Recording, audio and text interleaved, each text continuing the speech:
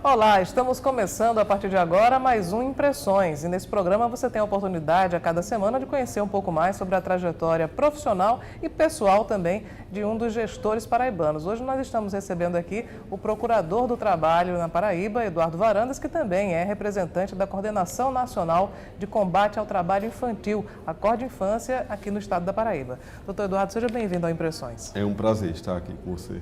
Nós sempre começamos o programa falando um pouco sobre a trajetória de vida do nosso entrevistado, a trajetória pessoal.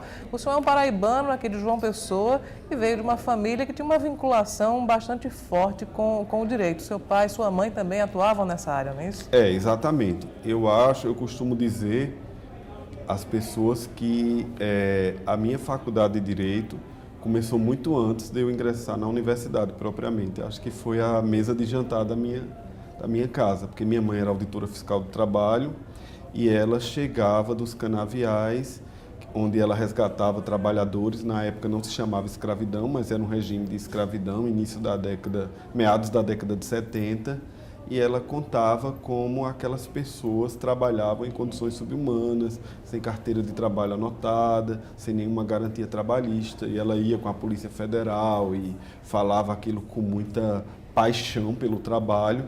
E eu acho que eu, com 7, 8 anos, fui criado nesse ambiente. Meu pai, árduo defensor dos direitos humanos, advogado criminalista, quando direitos humanos não era moda. E essa atmosfera de discussão jurídica, assim, muito natural no ambiente de casa, foi que realmente, aos poucos, foi penetrando na minha alma e eu assimilei aquilo de uma forma tal que hoje eu não consigo diferenciar a minha vida sem isso. Sua mãe chegou a ser ameaçada de morte pela atuação profissional que ela tinha justamente combatendo o trabalho escravo? Chegou por 2 vezes, porque primeiro, quando ela passou para a auditora fiscal do trabalho, ela foi nomeada para Cajazeiras. Então é uma cidade menor, numa época bastante complicada em termos de coronelismo, capangagem, essas coisas todas, justiça com as próprias mãos. E ela contrariou muitos interesses locais porque chegou para realmente fazer cumprir a lei trabalhista. Na época, o poder executivo era extremamente forte, era a ditadura militar, e havia uma preocupação, de fato, com os direitos sociais. A ditadura tem inúmeros problemas de direitos humanos, mas a questão trabalhista havia uma preocupação. E aí, quando ela começou a atuar mesmo, a cidade sentiu na pele o que era uma autoridade de verdade, e ela andava armada mesmo e foi ameaçada de morte por 2 vezes.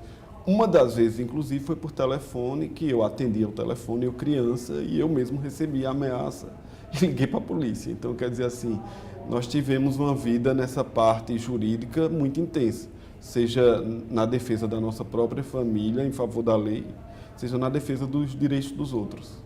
Bom, nesse ambiente, nesse cenário todo, a influência dos seus pais nunca lhe deixaram, então, margem para ter dúvida de que carreira seguiria no futuro, né? O direito sempre esteve muito presente. Não, foi uma coisa meio estranha isso. Na verdade, eu tive dúvidas. O meu primeiro vestibular foi para arquitetura, não foi direito. Minha mãe, eu acho que muito calejada da profissão, das dificuldades, né? Na época de ser auditora fiscal, o fato de ser mulher, de ser uma das pioneiras nesse tipo de trabalho, que já é árduo por si próprio, um trabalho muito nobre. Na verdade, tentou colocar na minha cabeça que eu, como gostava muito de matemática e adorava desenhar, tinha uma inclinação para artes, fizesse ou arquitetura ou procurasse outro curso. E, enfim, maturo, eu fiz vestibular com 15 anos de idade, muito novo. Acabei escolhendo arquitetura. Entrei aos 16 anos na faculdade, mas aí não me identifiquei. E aí, por falta de opção, por incrível que pareça, já que na minha cabeça estava assim, um turbilhão de ideias, assim, ainda final da adolescência, despreparado para escolher uma coisa dessas, eu acabei escolhendo direito, mas sem muita certeza. Era como se fosse um curso seguro. Não, era quase assim, como se fosse falta de opção. O meu sonho era fazer cinema. Cinema só tinha em São Paulo, fora do Brasil, nós não tínhamos condições financeiras para isso. Então, eu disse, bom, na falta de direito tem 1000 possibilidades, eu vou possivelmente me adequar em alguma delas. E comecei o curso sem muito ânimo, na verdade. Essa experiência que eu falei da mesa de jantar, ela foi muito assim aos 12, 13 anos de idade. Depois, quando a gente atinge a puberdade, pensa em 1000 outras coisas, adolescente é sempre um problema para a família, né? E eu me desvinculei um pouco disso. E aí acabei fazendo direito por falta de opção mesmo. Só que quando eu cheguei em direito, houve o concurso para servidor do TRT. E eu, com 19 anos, ingressei para o concurso na Justiça do Trabalho. E quando eu vi um trabalhador sujo, de pés descalços, recebendo o salário no setor de pagamentos da junta, antes era Junta de Conciliação e Julgamento, meus olhos, assim, da época que minha mãe falava aquilo lá na mesa de jantar, brilharam, né? Eu disse, não, é isso que eu quero mesmo, essa justiça que eu vejo acontecer, que eu posso melhorar um pouco o mundo. E aí foi, na verdade, minha segunda faculdade, a Justiça do Trabalho, e a minha terceira é que foi a universidade. Então foi nesse momento, então, que a ficha caiu, que o direito realmente seria foi, uma aí boa que escolha. tudo se encaixou, né? Talvez por acaso, mas acabou se encaixando. Aquela semente plantada na pré-adolescência, nas conversas durante o jantar da minha casa, ela veio revigorada, assim, potencializada, com outra realidade que eu estava vivenciando dentro da Justiça do Trabalho, a justiça que funcionava, a justiça que estava do lado do hipossuficiente, do economicamente mais fraco, daquele que nem sempre tinha voz. E aí aquilo mudou assim minha vida de forma paradigmática e eu decidi seguir a carreira trabalhista mesmo, uma inspiração na minha mãe, primeiramente, claro, e na própria Justiça do Trabalho, que eu me considero cria dela também. O senhor falou sobre a questão do cinema, que era um sonho desde a adolescência. Esse sonho está sendo realizado agora, tem um filme vindo por aí.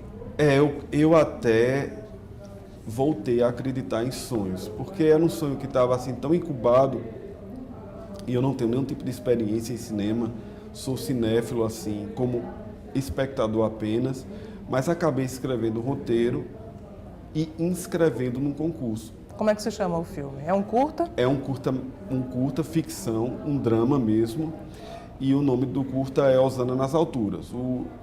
Pelo concurso de roteiro tirou o primeiro lugar, e aí nós recebemos a verba e estamos produzindo. Aí, ou seja, um sonho realmente realizado, assim, tipo, sabe aquela coisa que você não acredita e que está aparecendo assim diante dos seus olhos, personagens que você criou num roteiro e que estão tomando vida na interpretação de grandes talentos aqui da Terra.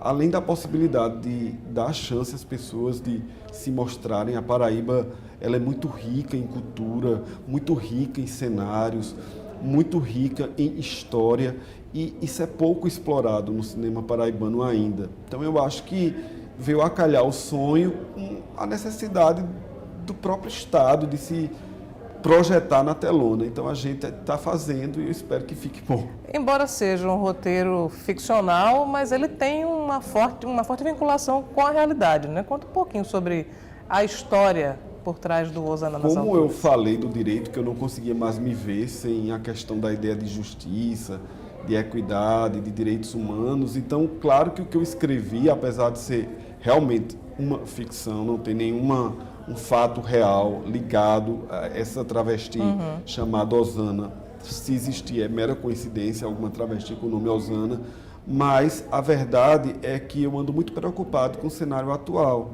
Essa questão do fundamentalismo religioso, interferindo no caráter laico do Estado, interferindo em garantias conquistadas por vários segmentos da sociedade, garantias justas, como, por exemplo, o segmento LGBT.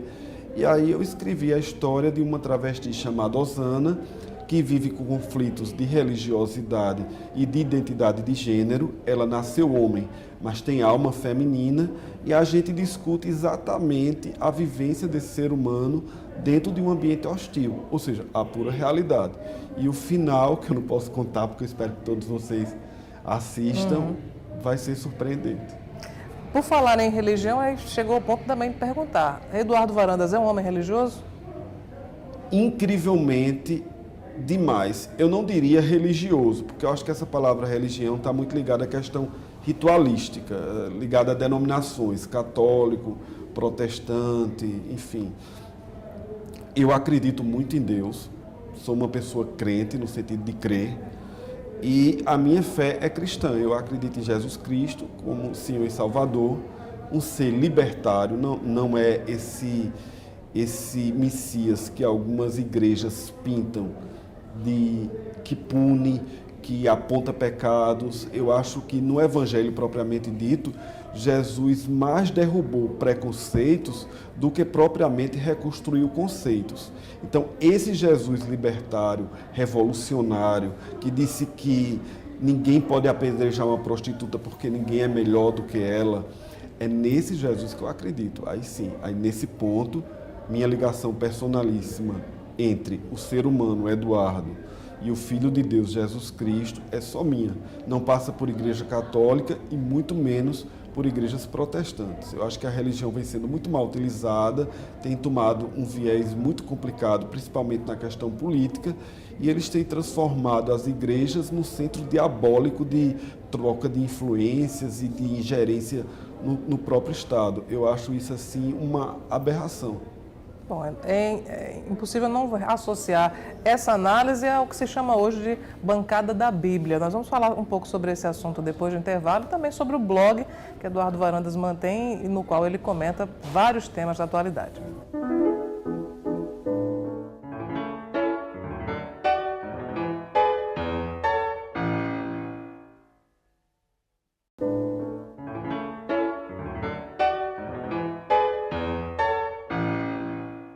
Estamos de volta com Impressões, hoje entrevistando o procurador do Trabalho, Eduardo Varandas. Nós estávamos falando um pouco sobre religião no bloco anterior e eu deixei uma pergunta no ar, doutor Eduardo, que é sobre o que existe hoje, a chamada bancada da Bíblia. Nessa análise toda que o senhor faz sobre as questões religiosas permeando outras esferas, qual é a sua avaliação sobre a existência de parlamentares que defendem essa causa? Bom, a primeira coisa que a gente observa é o aspecto hipócrita da maioria deles, não é? A bancada protestante, uma parte significativa, está envolvida em escândalos, está respondendo a inquéritos e processos criminais. Então, partindo da premissa, se tratassem de arautos da Bíblia, como eles se autoproclamam, então a honestidade é uma das virtudes que deve ser perseguida. E eu acho que é um aspecto que lhes falta, com todo respeito, pelo menos a maioria deles. Depois, aí mais sobre a questão nuclear propriamente, existe uma confusão entre a Bíblia e a Constituição da República. Eu, como cristão, eu posso me candidatar, como procurador eu não posso, claro, mas vamos admitir um cidadão cristão. Sim. Eu, como cristão, posso me candidatar a deputado estadual, a deputado federal, como pode um bandista, como pode um kardecista, como pode um budista. A Constituição proíbe qualquer forma de discriminação, inclusive em razão do credo. Agora, o que eu não posso é, no meu munus público, como deputado, como parlamentar, ter a Bíblia como norte. Eu tenho a Bíblia como uma questão de regra de vivência personalíssima. Eu não posso obrigar que outros indivíduos, sob pena de cuspir na Constituição, adotem essa mesma regra. E esse é o problema, além da hipocrisia, que é o maior deles, sem dúvida nenhuma, mas ainda que fossem homens retíssimos de caráter, ainda que fossem quase santos, como manda o Antigo Testamento, que é o que eles mais usam até do que o Novo, eu acho que haveria um problema de incompatibilidade. Se eu não tenho condições de apor as regras religiosas de lado, eu não posso me candidatar a ser um legislador. Porque o legislador, ele deve servir a toda a população brasileira. E o Brasil é o maior país cristão do mundo, é o maior país espírita do mundo, é um país de grandes influências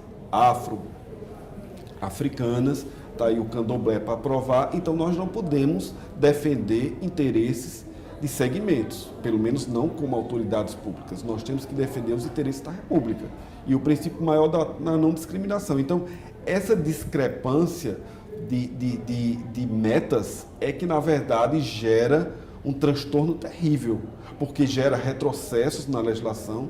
Tem aí o Estatuto da Família, que quer impedir que casais homoafetivos adotem, quando o próprio Supremo Tribunal Federal, eu entendo inclusive que esse projeto de lei é inconstitucional, quando o próprio Supremo Tribunal Federal já assegurou os mesmos direitos para casais heteroafetivos para casais homoafetivos. Então, essa questão, em tese, já foi superada. O que o Supremo diz foi que não importa a sexualidade ou o gênero da família, tendo como núcleo o amor e sendo uma vivência habitual, é uma família, e não só homem e mulher. Então, aí eles tentam, através de dogmas do Antigo Testamento, principalmente, e das cartas de Paulo, que sequer conheceu Jesus, impedir que pessoas homossexuais consigam direitos já assegurados pela coisa julgada do Supremo Tribunal Federal. Então, isso para mim é uma aberração jurídica.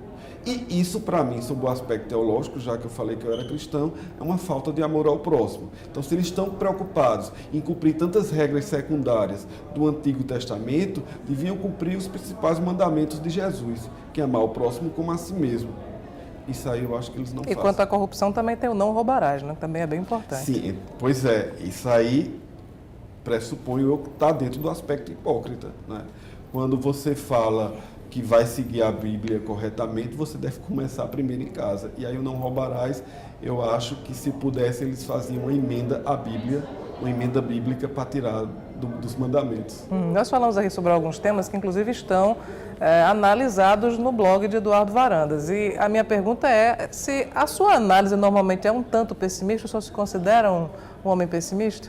Já me acusaram de pessimista. Eu, inclusive, escrevi sobre o meu próprio pessimismo. Eu tenho um espírito muito republicano, no sentido de que eu aceito críticas construtivas, eu procuro aprender e talvez até mudar com elas. Na conjuntura atual do Brasil, não tem como não ser muito pessimista. Não é assim, aliás, não tem como não ser pessimista, desculpa. Agora, eu tento, apesar do pessimismo, que talvez seja uma característica minha, melhorar a situação. Eu tento fazer do meu cargo um elemento de reforma, mudança social, tento fazer da minha fala um elemento de mudança de ideias, multiplicador de pensamentos mais abertos em prol da dignidade de todos. Porque se eu fosse tão pessimista como talvez eu aparente ser, eu não estaria lutando tanto. Eu acho que no fundo, lá incubado, existe aquela esperança de mudança, aquela luz no fim do túnel que nunca se apaga e que às vezes ela está muito distante, às vezes um pouco mais próxima, mas ela vai estar lá e eu acho que um dia a gente chega. Então, no fim das contas, eu acho que ainda com o pessimismo, eu tenho muitas esperanças de que o Brasil se torne um país da dignidade humana. Falando sobre as conquistas na sua trajetória profissional, já houve alguns reconhecimentos até internacionais à sua atuação em defesa dos direitos dos trabalhadores e no combate também à exploração sexual infantil, a essas discrepâncias que existem na relação de trabalho. Como é que o senhor avalia? Houve mais conquistas do que insucessos nesse aspecto? Olha, nós propusemos a primeira ação coletiva do Brasil contra a exploração sexual de crianças e adolescentes. Essa ação foi julgada, os envolvidos foram condenados. E, de imediato, o Ministério Público do Trabalho marcou um evento em Brasília para discutir essa ação. E uma colega minha, Jane, ela me disse o seguinte: você está plantando uma grande árvore, você está nos apresentando a semente, mas não espere que você vá descansar nas suas sombras e nem se alimentar dos seus frutos. Isso foi a mais pura verdade. Ela também me disse que a árvore iria crescer e que outras pessoas o fariam muito tempo depois. Então, o que eu vejo é que, apesar de 10 ou 12 anos após proposta da primeira ação civil pública sobre o gênero, pouca coisa foi feita e pouca coisa mudou. Aliás, se a gente for pegar agora com a crise econômica, possivelmente muitas meninas serão postas para fora de casa, serão expostas à questão do meretrício, à exploração sexual, e a gente vai enfrentar uma estrutura social pior do que a gente já tinha antes, porque é claro que a economia, como um dos segmentos da nação, vai influenciar na questão social. Então eu estou preparado, inclusive, para todos os reveses. Estou ciente de que esses reconhecimentos me honraram muito, mas eu não fiz nada mais do que o meu dever.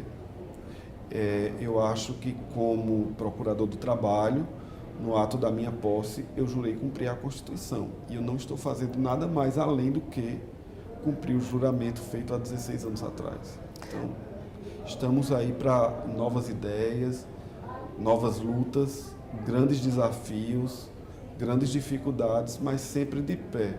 Eu costumo dizer que o Ministério Público é aquele guerreiro que, mesmo quando está perdendo uma batalha, é o último a jogar fora o escudo e abaixar a sua lança. Então, é esse Ministério Público que eu faço parte. Tem uma outra situação bastante preocupante, que é em relação ao trabalho infantil, né? O trabalho infantil, infelizmente, por dados que o Ministério Público do Trabalho dispõe, ele está aumentando aqui no Estado, não sei se na mesma proporção com o Brasil, mas esse assunto a gente trata daqui a pouco, depois do nosso intervalo.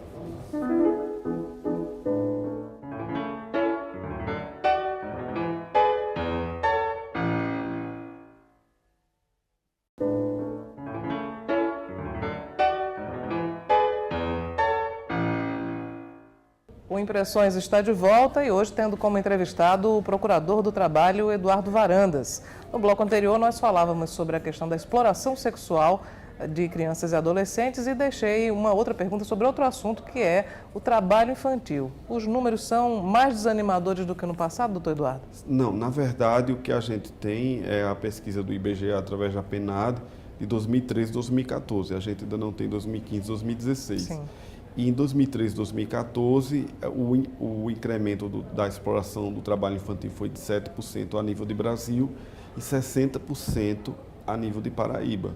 Assim, nós somos um dos estados mais pobres da federação e as políticas públicas, tanto no estado como a nível federal também, eu considero absolutamente ineptas.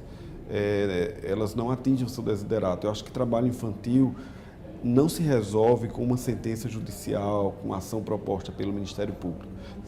Trabalho infantil se combate através de políticas públicas efetivas, da escola pública com dupla jornada, com professores capacitados, qualificados e bem remunerados, com atividades que ocupem a criança ou adolescente de forma adequada, seja através de artes, seja através de esportes, seja através do próprio lazer.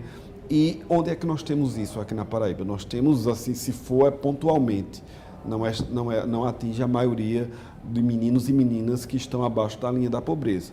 Paralelamente a isso, nós temos também a assistência social extremamente eficiente, psicossocial. Então, as famílias abaixo da linha da pobreza não têm nenhum tipo de auxílio, não têm nenhum tipo de proteção do Estado para evitar que elas ingressem, por exemplo, na marginalidade. Se fala muito da questão do adolescente infrator e se fala muito na questão da redução da maioridade penal. É muito fácil a sociedade produzir um bandido mirim e, para tirar das suas vistas, da vista da classe média alta, colocá-lo no calabouço. Não é? Essa é a solução dantesca e mais fácil de ser feita. Agora, ninguém questiona na origem o que é que vem causando o aumento da criminalidade, inclusive entre crianças e adolescentes. Ninguém sabe, por exemplo, que uma das causas da marginalidade é o trabalho infantil. As crianças vão trabalhar nas feiras, são aliciadas por traficantes, são aliciadas por outros tipos de delinquentes e acabam ingressando na marginalidade. A mesma coisa nos semáforos públicos, a mesma coisa na zona rural. Então, quer dizer, o trabalho infantil ele é muito mais lesivo do que se pode imaginar. Parafraseando Shakespeare, do que ousa sonhar a vã filosofia. Agora, as pessoas têm aquela mentalidade estreita, e a gente tem combatido isso com o movimento de contracultura, que é o seguinte: não, é melhor estar trabalhando do que estar roubando. Como se para a criança pobre só houvesse duas opções: ou o trabalho lesivo, ou a marginalidade, o furto, o roubo, o homicídio. Nós não pensamos assim, não, é adolescente, é criança. O que é que o meu filho tem direito? O que o meu filho tem direito, o menino pobre, a menina pobre também tem que ter. Esse deveria ser o pensamento correto.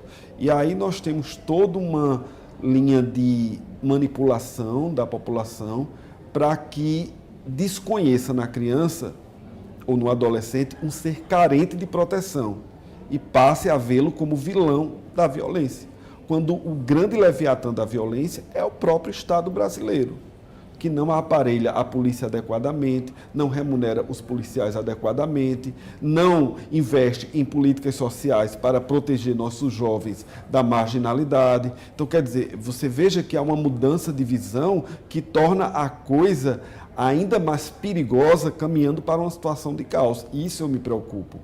E aí nós, há mais de 15 anos, lutamos no combate ao trabalho infantil, seja formando opiniões, seja instaurando inquérito para resgatar crianças do trabalho precoce, seja através de campanhas públicas, seminários, treinamentos de conselheiros tutelares. Agora, como eu estava dizendo enquanto nós conversávamos, o Ministério Público ele não é um super-herói, como a população às vezes vê.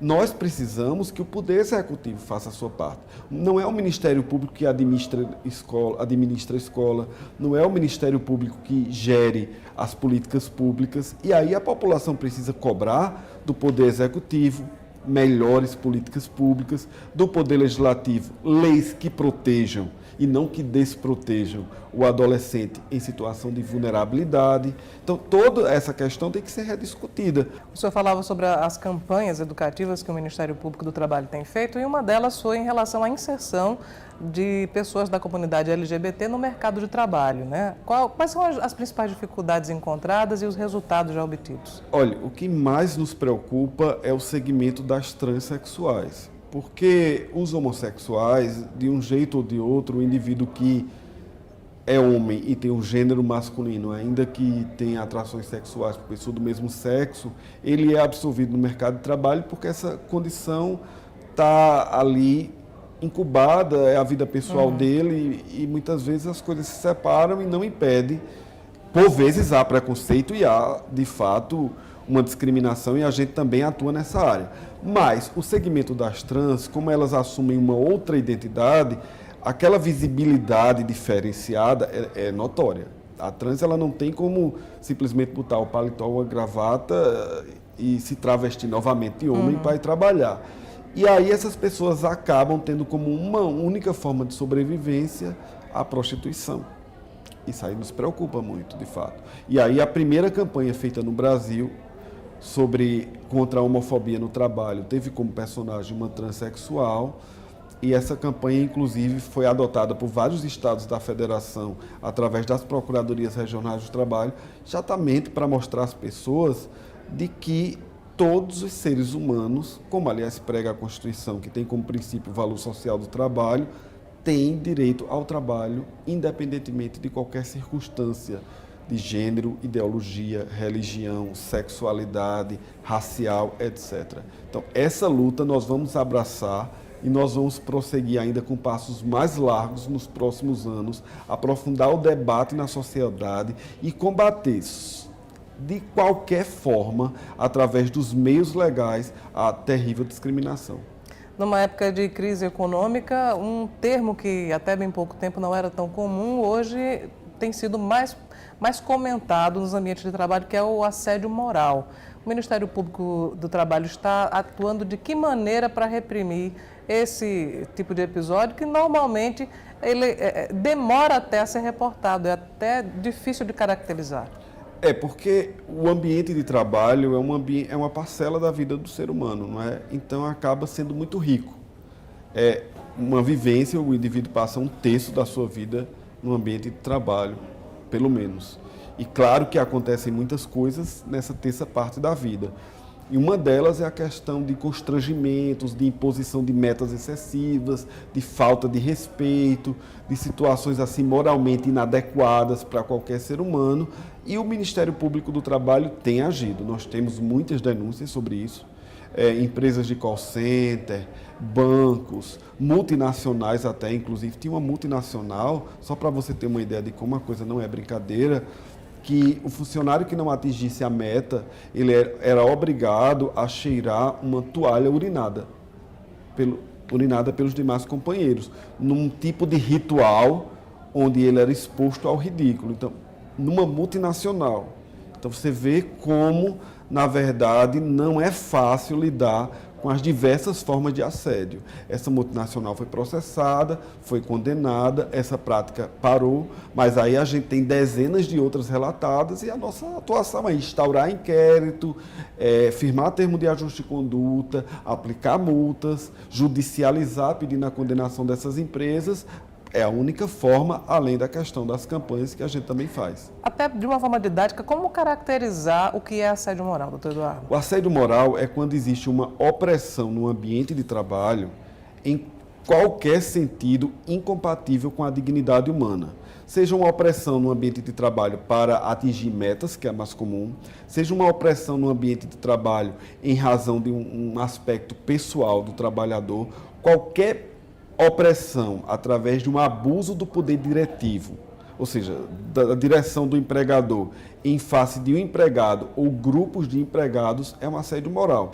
Então, nós temos o caso, por exemplo, da questão das produtividades, onde os empregados são maltratados com palavra de baixo calão, porque não cumpriram metas, quando eles são expostos a brincadeiras jocosas.